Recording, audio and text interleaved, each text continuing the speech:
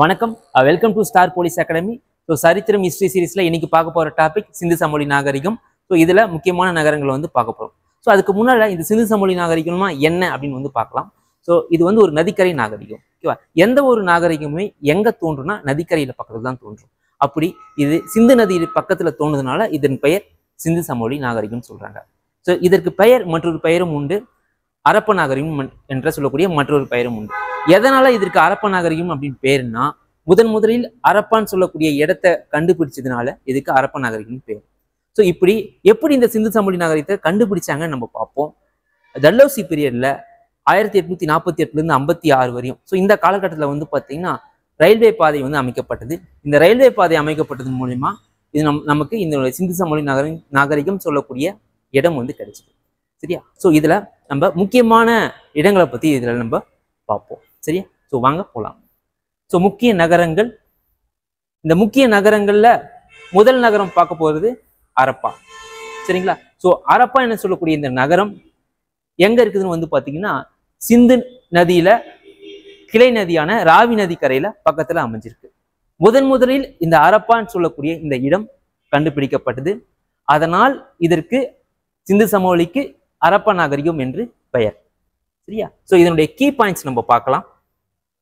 இந்த அரப்ப நாகரிகத்தை முதலில் கண்டுபிடிச்சது யாருன்னா தயாராம் சாகனி அவர்கள் 1921ஆம் ஆண்டு வந்து கண்டுபிடிச்சிருப்பாங்க. ஓகேவா? ஸோ இது புதையுண்ட நகரம் நம்ம வந்து சொல்லுவோம்.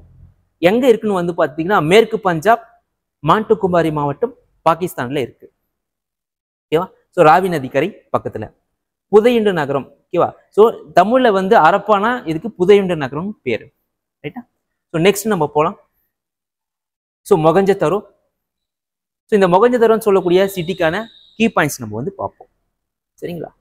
ஸோ இந்த மொகஞ்சதரோவை கண்டுபிடிச்சது வந்து பார்த்தீங்கன்னா ஆர்டி பனர்ஜி அவர்கள் 1922ஆம் ஆண்டு கண்டுபிடிச்சிருப்பாரு. எந்த நதிக்கரை பக்கத்துல கண்டுபிடிச்சிருப்பாருன்னா சிந்து நதிக்கரை பக்கத்துல கண்டுபிடிச்சிருப்பாரு. ஓகேவா? பெரிய நகரம், பெரிய குளம் எல்லாமே இருக்கும். அது மட்டும் இல்லாம நடன மாது சிலை வந்து இருக்கும். மிகப்பெரிய கிரானரியும் இருக்கும். கிரானரி சொல்லக்கூடிய தானிய கூடமும் வந்து பாத்தீங்கன்னா இங்க மொகஞ்சதரோல காணப்படுது. ஓகேவா?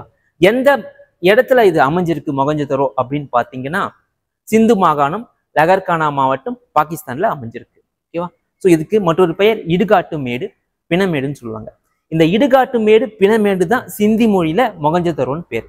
ஓகேவா? ஏன் அப்படின்னா வந்து பாத்தீங்கன்னா பிணங்களை வந்து இவங்க புதைச்சி மேட்டு பகுதியில் புதைச்சினால அதுக்கு வந்து பிணமேடுன்னு சொல்லுவோம். ரைட்டா? ஸோ அடுத்து வந்து பாருங்க, அடுத்த சிட்டி லோத்தல். சரியா? ஸோ லோத்தல் சிட்டி எங்க இருக்குன்னு நம்ம பார்ப்போம். இந்த லோத்தல் எங்க நம்மளுக்கு அமைஞ்சிருக்குன்னா குஜராத் மாநிலத்துல அமைஞ்சிருக்கு. ஓகேவா? ஸோ இதுக்கான கீ பாயிண்ட்ஸ் பார்க்கலாம். இந்த லோத்தல் சிட்டியை கண்டுபிடிச்சது யாருன்னா SR ராவ் அவர்கள். இதுக்கு துறைமுக நகரம். ஓகேவா? எந்த நதிக்கரைனா சபர்மதி நதிக்கரை. ஓகேவா? ஸோ இண்டஸ் வேலி மான்செஸ்டர்னு நம்ம லோத்தலை சொல்லுவோம். சரிங்களா? ஸோ அடுத்து நம்ம பார்க்க போற சைட் காளிபங்கன். ஸோ காளிபங்கனுடைய கீ பாயிண்ட்ஸ் நம்ம பார்க்கலாம். காளிபங்கன் ராஜஸ்தான் மாநிலத்துல அமைஞ்சிருக்கு, காகர் நதிக்கரையில அமைஞ்சிருக்கு. சரிங்களா? இதற்கான எவிடன்ஸ் வந்து பாத்தீங்கன்னா காளிபங்கன்ல வந்து பாத்தீங்கன்னா வேளாண்மை சேர்ந்ததற்கான ஆதாரங்கள் வந்து கிடைச்சிருக்கு. சரிங்களா? மிக முக்கியமா வந்து உழப்பட்ட நிலங்கள் எங்க இருக்குதுன்னா காளிபங்கன்ல தான் வந்து இருக்கு. 1959ஆம் ஆண்டு BP லாலா அவர்கள் காளிபங்கனை கண்டுபிடிச்சிருப்பார். அடுத்தது வந்து பாத்தீங்கன்னா கால்நடை மேய்த்தல். சிந்து சமவெளி மக்களுடைய கால்நடை மேய்த்தல் பார்ப்போம். ஸோ கால்நடை மேய்த்தலுக்கு இவங்க பயன்படுத்தின விலங்கு வந்து பாத்தீங்கன்னா குதிரையை தவிர மற்ற எல்லா விலங்குகளுமே வந்து பயன்படுத்தியிருப்பாங்க. குறிப்பிட்டு சொல்ல போனா வந்து பாத்தீங்கன்னா மாடு. இப்போ மாட்டிற்கு என்ன பெயர்னா இவங்க வச்சு அழைத்தது செபு அப்படின்னு வந்து சொன்னாங்க. ஓகேவா? அடுத்தது இவங்களுடைய வணிகம். இவங்களுடைய வணிகத்தை பொறுத்த வரையும் சுமேரியாவுக்கும் சிந்து சமவெளிக்கும் வணிக தொடர்பு இருந்தது. இந்த வணிக தொடர்பை பற்றி கூறக்கூடிய கல்வெட்டு யூனிஃபார்ம் கல்வெட்டு நம்ம வந்து சொல்லுவோம். சரிங்களா? ஸோ இப்படி இருந்த இந்த சிந்து சமவெளி நாகரிகம் எப்படி அழிஞ்சதுன்னு வந்து பாத்தீங்கன்னா ஆரியர்களின் படையெடுப்பு மூலியமா அழிஞ்சது. சரிங்களா? So thank you.